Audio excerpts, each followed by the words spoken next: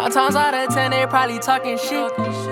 Look outside my mirror, that's a hidden list. You probably break your bank just to buy a fit. I'm not with the politics, only benefits. Nine times out of 10, they probably talking shit. I just go off names, I don't go off script. How you say you broke, but you at the strip? I just play my role, I don't bend or fold. Nigga played the streets, then he went and told. Try to say they solid, but they always sold. Always keep my guard, gotta protect my soul. This how I switch up my flow. I was on the ground on the floor, now I'm on the radio. Watch how I rock out the show. We getting lit for show. He say he bought it, but one thing about it, he don't want no problems, he don't even got it. Feel like I'm golden, they can't even stop it. Hey guys, welcome back to Dreams to Reality podcast, which is going through a little change right now. We're changing over to the new tribe because of the other name being saturated and whatnot. But we appreciate you guys' patience. And today we're here with AJ Awad, a mayor candidate of Minneapolis. And we're also here with his campaign manager, Ottawa, who's going to be on the footage with us and talking a little bit about some of the things that we want to talk about concerning Minneapolis. So thank you for tuning in and welcome back. Like I said, AJ, welcome, brother. How you doing today? I'm doing good, alhamdulillah. I could appreciate that. How about you, Arwa? I'm doing good, alhamdulillah. That is really good to hear. So tell me a little bit about yourself, man. Tell me a little bit about your early childhood and your beginning. You know? Yeah, my early childhood, I came to the States as a refugee, like most Somalis in my age bracket or even older. Originally landed in Northern Virginia. I was a transient, diaspora member, so I lived between here and Virginia for most of my adolescence. Went to a little bit of high school here, went to South High, shout outs to South, and then went to, for middle school, I went to Olson High. Okay. Not Olson Middle School, sorry. Okay. Yeah. They're all so similar in names as far as schools go. Yeah. But that's amazing, man. Virginia. So that's interesting to hear because most people came through San Francisco. Like the majority of Somali people that came to the States. That's why majority of people are from Diego and things of those sorts. But that's very interesting to hear. So when did you exactly move and like completely migrate over here to Minneapolis? It was late 96. 96, okay. And you've been here pretty much since? Yeah. Other than, traveling and stuff like that. So tell us, man, have you seen any changes as far as like what are the major changes that you have seen yourself in Minneapolis? Major changes in Minneapolis? Yeah. I mean, this city is an amazing city. I mean, of course, our introduction to the city was a massive change. I mean, the East African community, I think, has ultimately transformed the city. Yeah. And really have shaped the city moving forward. And I know in terms of development, the city is growing. It's still on a trajectory to grow. There's a lot of potential for growth. It's just about having, really uncomfortable conversation to stay on the trajectory. I'm excited for all the opportunities here. I mean, I see so much opportunities personally for myself. I would say, centered myself in this city and in this state. I didn't have a traditional, I would say, access to the success path. I mean, public housing, dropped out of high school. I mean, most of that is on my website, but so yeah, I mean, I'm fortunate, to be in this city because of the opportunities and being able to obviously have school as an, outlet and obviously being able to have opportunities and a safety net with community here, of course. The entrepreneurial spirit for our community is high, I would say. Yeah, I was reading somewhere a few years back that the African business growth in Minneapolis since the East African community came here is like 36% since 95, 96, which is right around the time that you came. So you might have been the biggest contributor. Well, I wasn't here that early. I wasn't here in 96 in Minnesota. I was in VA in that early stages. But yeah, Somalis at large did contribute, I think, significantly since then. Yeah. And I think they still have so much more to do, because of the growth that we're seeing in the city. certainly I think, things will change even more, and like, for an individual like you to be running, and somebody who came from another country, saw the opportunity here in this country, became a part of this country, that's that. And for you to be able to be in the space that you're in right now, and almost actually running for candidate, for mayor, all of Minneapolis. Congratulations to you on that, man. That's just, that itself is an accomplishment. And once you do accomplish, that accomplishment is going to be amazing to see. No, I was going to say, even outside of him running for mayor, his portfolio on its own is amazing. Like, Yeah. went to law school, like just like he said, high school dropout who's telling you today that he's a lawyer. Yeah. That in itself is an accomplishment. Yeah. And I think he can do bigger things for the city and amazing things. He's a dreamer and an achiever. That's what I think, Yeah, that's amazing. And I see Yeah. why you have her as a campaign manager now. She's amazing, bro. Indeed. That's awesome. Yeah, this is exactly what the American dream is about. If you ask me, the American dream is being able to come from anywhere and everywhere, right? And come to America, feel comfortable, grow up here, take a different path than most people, and then finally reach a point where you're able to chase the American dream. Even though, definitely. they say that progress is never a constant line. It usually, it goes like that. So your life embodies that. Yeah. And that's something that, I'm extremely proud of. And I'm glad once again to have you in here. So let's get to the topic at hand, man. Minneapolis, you know what I mean? No, I'm a candidate, so let me get all the hard questions now. Yeah. Hold Certainly, me man. accountable. Certainly. Let me Hell, go on the Fire record. away. Man, I got so many for you. You have no idea. But we'll definitely touch on, some of the more important things, as far as, policing and what's going on in Minneapolis. Just to mention a little bit of statistics, the early reporting from Minneapolis police as of right now is saying 21% increase in violent crimes in Minneapolis. And those violent crimes or violent incidents include homicides, rape, robberies, aggravated assault. And this is according to the preliminary year-end report by Minneapolis police. So that's something that I really wanted to touch on right away. That growth that we saw of violent incidents last year in Minneapolis, when, COVID was taking place, as well as, the police protests due to the brutal killing of George Floyd on 38th in Chicago, which is somewhere that's extremely familiar to us because we grew up in this area here in Minneapolis. So touch on that a little bit. Just touch on first touch on maybe George Floyd, and then touch on the other things that, as far as the 21% growth and where you think that comes from. Yeah, I mean, those are all very important questions, and for me, obviously, forever rest in power to George Floyd and his family. But for me, it's honestly that murder, right? The egregious nature of it. Up to that point, I think I was under the impression that we had actually got dignity. Of course, I had my own personal struggles with law enforcement. I mean, we know how egotistic they could be sometimes, and obviously they're human. I mean, power like that does, I would say, coerce people. But really, when you look at the crime, I mean, the crime is high because there's not enough cops on the ground, right? Yeah.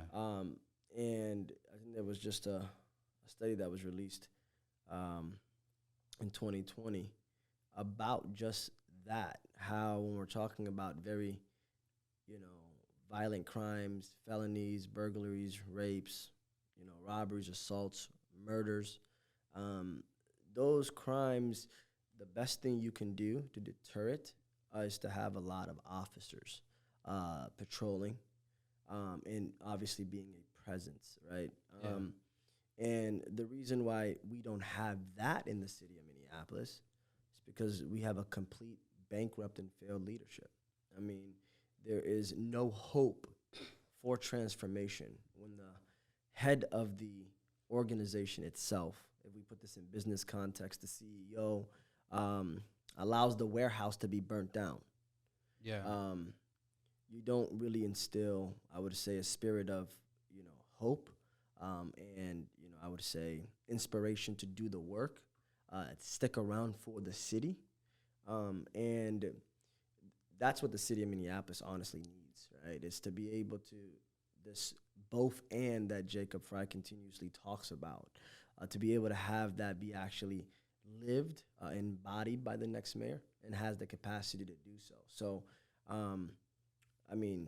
what we need to do is we need to start hiring more officers, but we need to be hiring good officers that will allow us to change the culture of MPD. It's actually a blessing and a curse at the same time, right? Yeah. The blessing is we have such high levels of attrition that we have low numbers of officers on the staff, meaning we have a lot of people to replace. That's going to do a lot in terms of the culture of MPD, right? And for the next mayor, they would be wise to capitalize on that unique opportunity. And that's, for me, the landscape, right? Okay. And thank you for breaking that down. It definitely, makes a little bit more sense hearing it from somebody like yourself, where the city stands and where this, how this violence is being played out. I just want to go ahead and mention, as far as the 21% difference that we saw. So on average, the city has averaged 4,496 crimes over the past 5 years. Before 2020, and the increase that we saw in 2020 brought that up to 5,422 violent incidents in Minneapolis. And as people that live in the city and that work in the city, we can feel the difference. Oh yeah. Since COVID and since the George Floyd protests, the city has been completely different. I feel as though we, like what you were just mentioning. I feel as though we don't have enough police. Yeah. And not only we don't have enough police, but we don't have enough police that are adequately trained and that understand the law. It takes a lot to understand the law, not just, police people, but actually understanding the law and policing them based on that law. Yeah. You know what I mean? So that's something that, that's something that I definitely think you can, a concern that you can address. All communities in Minneapolis need that concern to be addressed. And Ottawa, can you go ahead and mention a little bit where what you see as far as in what's it called, AJ, as far as some of the things that he has been doing so far that will consequently change the community to be better, or change Minneapolis to be better? How touch on a little bit of that. He's been doing a lot, but I think it's mostly he's been doing a lot of community engagement, having the tough conversations, and actually working, going door to door, having conversations with the community, holding community events. Yeah. And the other thing is, you will notice that there's a lot of discriminatory happening against the, minorities and where the poor people live in. And we've been doing a lot of engagement in those areas where, in fact, they would be like, we have no one reaching out to us as far as mayoral candidates and other people. And we have been doing that. But we're also been reaching across the aisle because we all need to come together in order to make Minneapolis better. So it's not just the minorities, it's every community needs to come together to make Minneapolis better. It's already a great city, but make it better. And it's about bringing everyone to the conversation. And that's what he understands. It doesn't matter what area you live in. It doesn't matter your income level. It doesn't matter all of that. We all have invested interest to get this city to a better place. And that's what he's been doing. And definitely, that's exactly why I asked you, because, you're on the ground with him. You know what I mean? Yeah. He is the candidate, but sometimes it's the people that work for you that kind of embody what you stand for. Definitely. And, talking to Ottawa right now, I can feel the energy, oozing out of her as far as, some of the things that she sees you doing, man. So go ahead and also mention it yourself, some of the things that you're doing and that you I were was actually going to just get back to, because there was a point in the comment you made about the last, 4 or 5 years, the statistic that you cited. Yeah. And that's honestly under, I would say the the environment and context of Jacob Fry promising everybody in the city of Minneapolis in 2017, just 4 years ago, that he would ultimately solve this issue of policing, right? Solve the issue of, I would say, white supremacy and racism in policing, right? And he didn't do that. And to the contrary, right, we have this kickback, right, where we're actually going backwards, not forward, right? Yes. And I say this because, honestly, that's also one of the motivating factors for me running, because we cannot allow, politicians, specifically individuals that are just seeking redemption, when they could not deliver on their promise, right? And I think it's the biggest miscalculation on our part. And for any voter taking Jacob Fry seriously, in fear of other candidates, I would say is really not probably thinking with the best interest of the city at heart. Yes. And yeah, thank you for mentioning that. Yeah, definitely those numbers, speak volumes as far as what Jacob Fry has been able to do. I mean, 4,496 violent crimes on average over the past 5 years, previous to 2020. That's a lot. And, like I was saying, like us people are, the people on the ground like ourselves, we can see, we can see the violence in this community. Just recently, there was a girl that got run over while she was riding her scooter at like 2 a.m. And people were shooting guns at each other back and forth. And she was just an innocent bystander. And so those are some of the things that, when we hear, they're extremely tragic. I have family here in Minneapolis. I have, relatives. I have elderly that live in Minneapolis. I want them to be safe. I live in Richfield. It's a little bit safer than Minneapolis. And, if we can get, every city can get as safe as possible in comparison to the other cities, then, I think we can really improve, when we can compete with those suburban cities as the inner city that we are. I was going to say, that's why it's no-brainer to elect AJ, only simply because he understands, like, how can Jacob Fry do anything for us when he doesn't understand how the poor, minorities, the people that are mostly affected by these gun violence, robberies, all these crime rates, they're happening on one side of the city, not all over the city. They're happening on the minority and the people of color side of the city where they live and the poor. And for people who lived in low incomes and Section 8s and things like that, we understand what's really going on and how these people feel. He grew up in that world. So why not elect someone who's competent, who can lead, who not only understands it, but lived through those experiences to bring a change? Yes. Speak to us a little bit about that, and understanding what the city needs as somebody who grew up in it. You know what I mean? Like, what do you see the city needing, being the most important to the city right now? It needs honesty, and it needs to come together, right? I think the city, more than anything. So just to share my view on how we're going to get through this public safety crisis, and also transform policing at the same time, I believe that the community has to come together. I mean, I think my proposal is to have a citizens' assembly, deputizing and actually getting a very diverse representative pool of the city, but oversampling, and I would say making sure to emphasize the voices of communities of color, specifically BIPOC, specifically the Black community, and really deeply, right, observing what's next. How do we start to validate this new system? How many where can we build and bring everybody in the city as stakeholders, but very much so the BIPOC community, and then from there move forward on the process of having a charter amendment. That's the only way. There is no other fix to this situation. It really deserves communities of color validating the system. And AJ Awad is running for mayor, of course. But as a Black man, I don't need to win this election to validate my leadership skills, right? I'm pretty happy with who I am. I offer really this moment because I see that we have a unique opportunity to transform and actually, get through it and have these tough conversations and have communities of color lead and have them validate the system and have a stake in the system and own it because they actually made that system.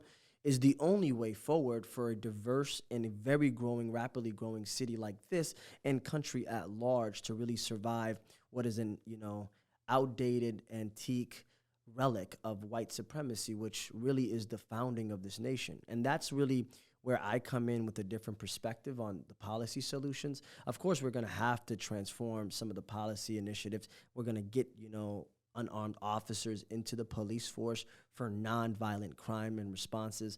I mean, all these things are true, right? But I don't hear any other candidate besides our campaign really trying to educate the public and do right by them and warn them of the thing that matters, which is building trust for communities of color, which means honestly having them lead in this issue and validate whatever policing model comes forward. So if elected, AJ, if elected, are you looking to defund the police? No, I'm looking to rapidly expand the budget of the what I would hope to be called the new Department of Public Safety after we get a second bite at the apple. I do say that I do not support the current charter amendment. It is reckless. I don't think it actually, gets the job done in terms of what the aim is for communities of color in terms of dignity and respect. And I think it's also, I would say, irresponsible. Yeah, I'm glad you said that, and you're so forthcoming about exactly what you want to do with the police. I'm somebody who actually lost a friend to police brutality. I had a friend of mine who was only the age of 23 years old, brutally killed in Eagan, Minnesota, which is not that far from the cities, as you know. So I have a vested interest in seeing change both come to Minneapolis and come to greater Minnesota. So when I was hearing, last year, I saw people talking about abolish the police. For us people that actually understand what's going on, we know that we don't want to abolish the police. What we want to do is we want reform. We want the police to be able to take responsibility for their actions, and we want reform within the police as far as educating the police on the law, right? And because we do have a law in this country, and sometimes I see police officers going with their ego rather than what the law says, right? So what we're looking to see is we want police better trained, more educated, right? And we want to see them from the community in which they serve. Because majority of the time, the issue that we face is we have individuals who don't even visit Minneapolis if they're not on the clock working in Minneapolis as police officers. Yeah. Individuals from greater Minnesota. And I'm not saying there's any issues with greater Minnesota, but if you do not reflect the people that you see on a daily basis, how can you really police people in a situation like that? In a way, they're so afraid of us. You see police officer, they're extremely afraid of you. You know what I mean? And that shouldn't be the case. If we have people from the city policing the city, I feel as though things will be better, right? Yeah. So please touch a little bit on, the police and, their upbringings. Maybe So I mean, that's a very complicated issue. I mean, so we have a layered system of government here in the country. I mean, we have the federal government, the state government, and the municipal, local governments. Unfortunately, when it comes to this issue, though, most people think that the police union doesn't have much sway or power here in the city of Minneapolis, which, for all intended purposes, I think is fair and accurate. But they have tremendous power and influence on the state level. And the reality is, when it comes to these certain issues, like, for example, mandating officers be residents of Minneapolis, the state preempts us from doing that type of mandate. Okay. So, what we also need to think about is, in electing the next mayor of Minneapolis, who's going to be the best suited as an advocate on the state level to make sure we're also getting fair treatment on at the state capitol, right? And out of all the candidates that are running, I think actually I probably am the number one pick for people on that regard too. I think I could, I know I will be making strong arguments. I think I have the skills, I would say the temperament and personality to really make good relationships. But more importantly, I think really drive home, right, to allies and partners on the state level, and even, some of the Republican, Senate, to really, do right by the state. I'm advocating for a luxury tax on luxury apartments, right? And that, again, there's a state preemption that prevents me from doing that currently if I was fortunate to be mayor. But those type of things have to be on the agenda for the next mayor of Minneapolis. We can't really just have a mayor that's just looking to do the job that's just written in their, I would say job. 9 to 5. Yeah, that Treat job it like description, yeah. right? I think we need the next mayor to really do the work that probably isn't part of his job description, really getting into the community, really building those, good relationships, I would say deep networks, making sure to go above and beyond, in terms of advocacy at the state level, right? Building relationships outside of your purview in that regard. And really championing people and working people of color specifically. I think the next mayor is going to have to do a lot with the state. They're going to have to do a lot of work with the state legislature and the governor. So the next mayor, I think, has to be in a position to understand that. Yeah, and I definitely, that part that you just mentioned of how important it is for, the mayor to go above and beyond in this job, because this is not a job of, a regular job. This is a job of community, public outreach, things of those sorts. You have to be a candidate that sees and wants the best for everybody. Yep. Right, within Minneapolis, within greater Minnesota. So for you to be able to take it, above Minneapolis and take it to the state level, right, to make the changes that are necessary and to have that vision is very important, right? And that's literally the characteristics of the next mayor that we're looking for as Minneapolis residents, as people from Minneapolis, as people that grew up in Minneapolis. Yeah. We deserve that, we deserve that. We definitely deserve that. We definitely deserve that. So the Jacob Fry, as far as I saw one of the incidents that happened with Jacob Fry where, the community came out and they told him, are you going to abolish the that question? Are you going to abolish the police? And I don't even know where that comes from. First of all, let me address that question in general. Where you, pretty much the idea of abolishing the police. I don't even think that, at the BLM level, that's what they were advocating for. What we have been advocating for as far as people that have been impacted by police violence and police brutality is that we want reform. We want better policing. We want our cities to be better. That's what we were looking for, not to abolish the police. At all. I would probably even go deeper. I think we were fundamentally looking for dignity, right? Yeah. I think that's what's evident for me, is that we still lack dignity in modern day America. Yeah. And to me, what the abolish movement, I said abolish the police last year, right? And to me, abolish the police is abolish racism, right? Yeah. To be so literal, right, with a term that I think, emerged from very deep convictions where they saw the modern day lynching of another human being, right? They had emotional connection to it, especially for communities of color. I think enlisted them to really be, I would say not just emotional, but rightfully, I would say angry, right? And I think we all have a right to abolish that type of, scenario where some other human being could really actually look past another human being to the point where they could have their knee on them for 9 minutes as they're begging and praying for their lives, calling for their mothers. That is separate from policing, right? That's separate than crime. That's separate from being, a criminal, right? Yeah. That means you're not human, and that's right? Inhumane action. And I think when we say abolish, well, I mean abolish racism. Yeah. You know what I mean? I don't think there is no room for that in modern society. Post-modernity, no.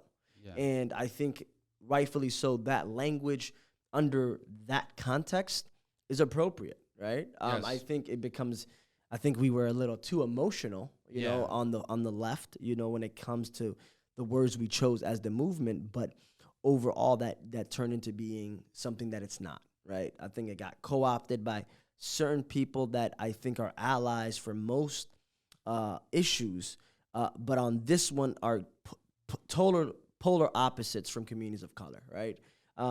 As Ottawa said, we are not looking to get rid of cops or the legitimacy of them in our city, right?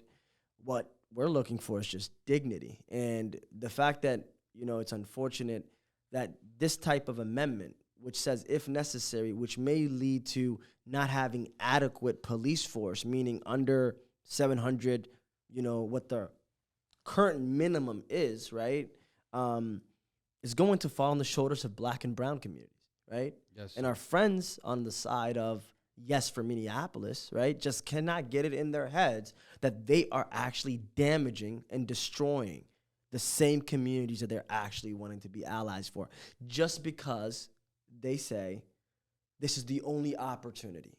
We have to start the conversation.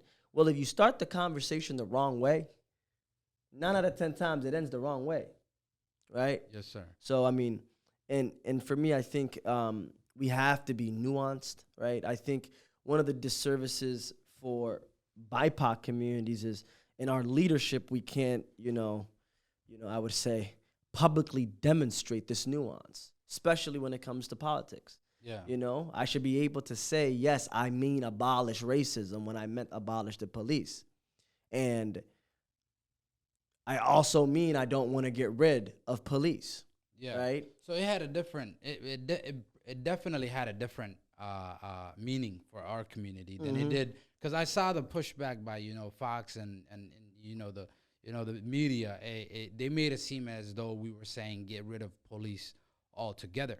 What we're looking for, like I said several times, is reform and dignity, which is the word that you keep using. And I think it's such a great word to pretty much encompass everything that has happened with the George Floyd incident and every other black incident. I mean, let's go back to Rodney Kingman, right? Yeah, Rodney King, actually. Yeah, Rodney King. Yeah, 1994, LA Times. The man was beaten halfway to death, right? Yep. He almost died from the beating that he received from those 6 or 7 officers. I forget how many it was. And we're facing the same issue in 2021. You don't think that we need reform within the police? You are crazy, You have to be crazy if you don't think we need reform at this point when it has been such a... Because I was born at the end of 94. Like December 27th of 94 is what I was born. And we're facing the same issue. Yeah, in 2021, it's funny, right? Even 2020. It's actually shameful because it's not funny, right? It's actually disappointing and frustrating.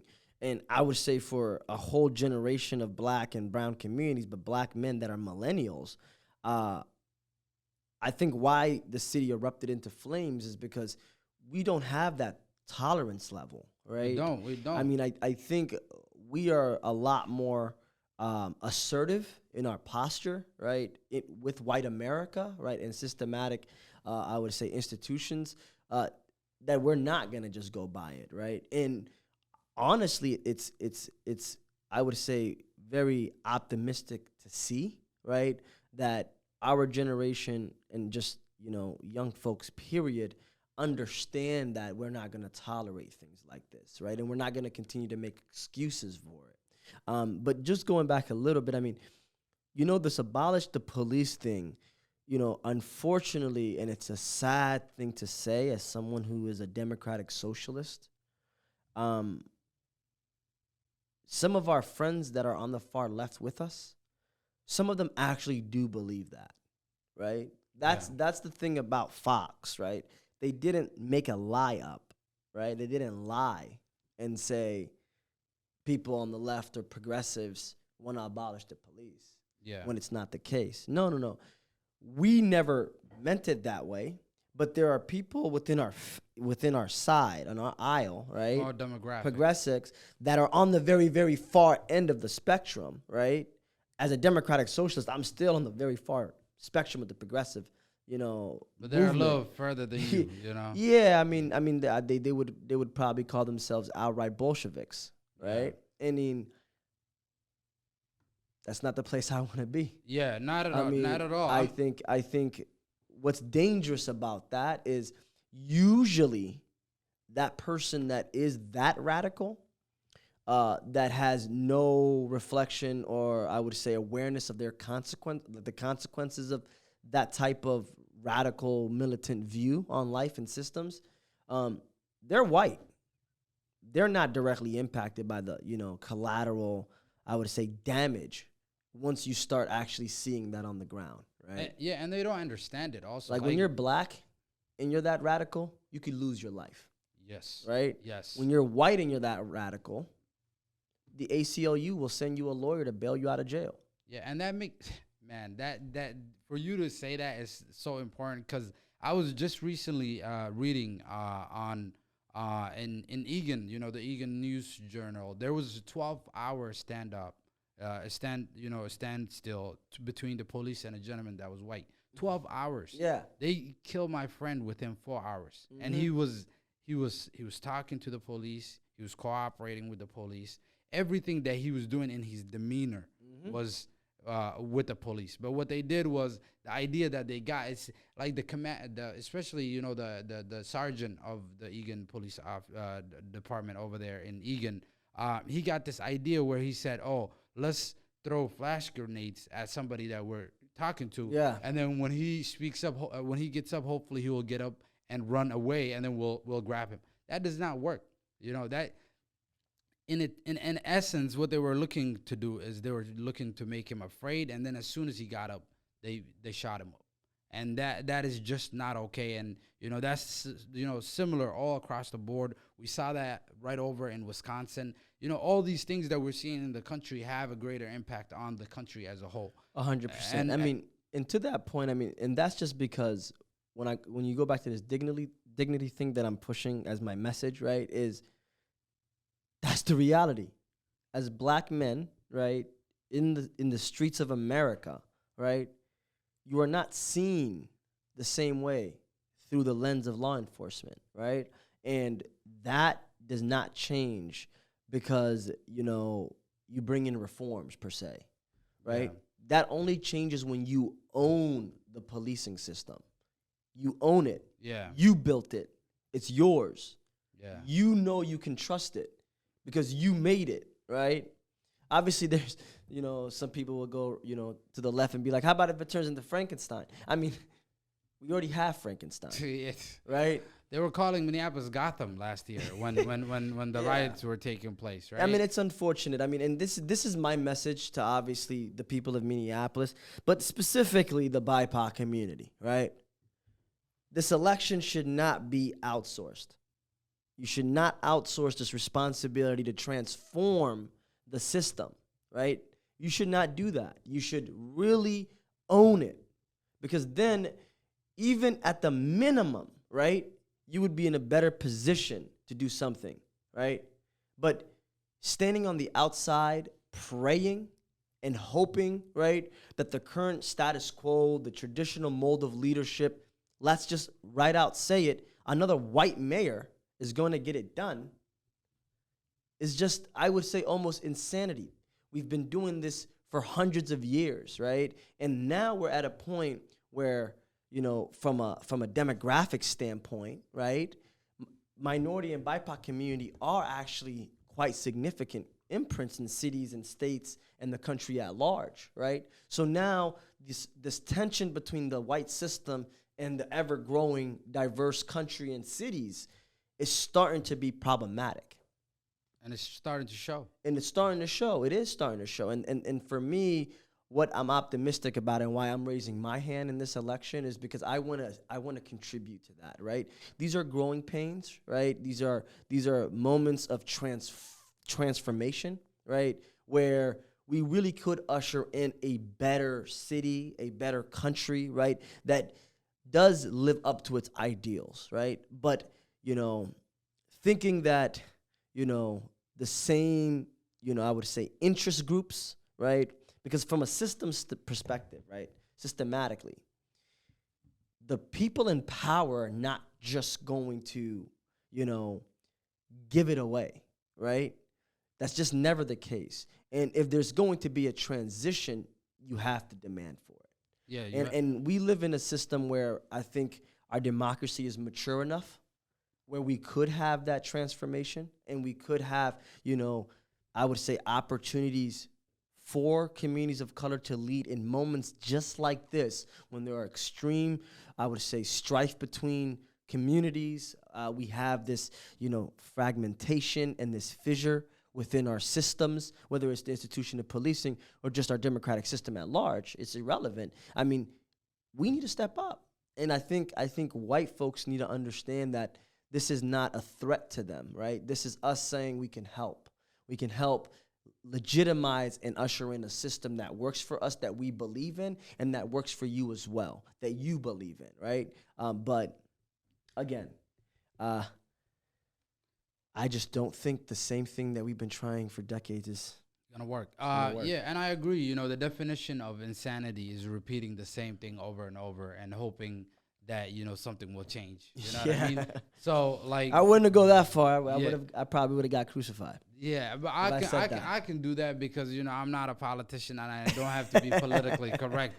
But yeah, it. you touched on so many different important things, man. I definitely think that, you know, Minneapolis, you embody what Minneapolis needs moving forward and what Minneapolis wants. And we're sick of and tired of the violence, whether it's in our community or, you know, the greater black community at large, or the greater community of Minneapolis at large, because Minneapolis does encompass everybody. This state is, I'm pretty sure, it's like 87% white. But the inner cities are not like that. And we want white people, especially our allies and non-allies, to see that and to realize, hey, these people might be able to actually make change happen here in this area because they understand the city. They're from these communities that are overlooked by the majority 99% of the time. 100%. Yeah, and so some of those things that we definitely talked about today show that you have what it takes to lead Minneapolis for the next however many years. I appreciate it. And, you know, I do want to mention that the police do fall underneath the mayor role. Even though right now city council is trying to change it and take it into many different directions, which we don't want, especially if AJ gets elected. We do not want the police being under any other department. No, I think that's an improper structure, yeah. Exactly. And the other thing is it also leads to issues when you have several leaders trying to the lead. 14 boss problem. Yeah, exactly. Trying to lead one department. Instead, what we need is a coherent person who's going to take care of what we need done, right? So I appreciate you once again stepping in here, man. You know, like I was trying to schedule this with Arwa the entire time, and I'm glad that she brought you in here. Hopefully, we'll do another one. You know, hopefully after, post the election when I'm the mayor of Minneapolis. Exactly. We're going to announce it here, guys. Indeed. We appreciate you coming in, bro. You have a wonderful night. And Arwa, thank you for bringing him in. We'll be in touch together, all right? No, I appreciate it. Thank you for having me here, man. And if I can just leave with your vote, your viewers, please do not sleep on this election. If you live in Minneapolis, do vote, and hopefully I can get your number one. If not, 2 or 3 works just as fine. Exactly. If you are out in the, especially if you are out in the protests and you do not show up to this, what's it called, this voting done for the mayor position, which is going to be such an important position. Like I said, the police fall underneath the mayor. Okay, people, if you want change, please hit the polls. Vote for the right person. Actually, especially the youth. Yeah, that's actually to the point of the youth. Yeah. You know, I think you made a really good point. If you were out there in those protests, right, if you were actually committed and passionate, you should not be sleeping on November 2nd, right? That means you just do it for the performative part of protesting, right? But you're not going to follow through on the substantive part of getting things done. And that means electing people and people that actually resonate with these issues and have the lived experiences to do something about them. So hopefully you can trust me to be that person. And hopefully make sure that you wake up. Please do. And I was going to say, if AJ is elected, he win, will inshallah, be. Win, and when he's elected, he will be the first black male mayor. Of Minneapolis. Minneapolis in its history has never had a black mayor. Man, I should say. Yep. We've only had one black mayor. It was a female. She did a phenomenal job. She did. Yep. Contributed to many of the great things in Minneapolis. Let's continue the momentum. Great community relationship, by the way. Absolutely in great. the city. Awesome. Thank you for mentioning that once again. Thank you guys for coming in once again. You guys have a wonderful night. Yes, sir. And that closes it out. Thank you.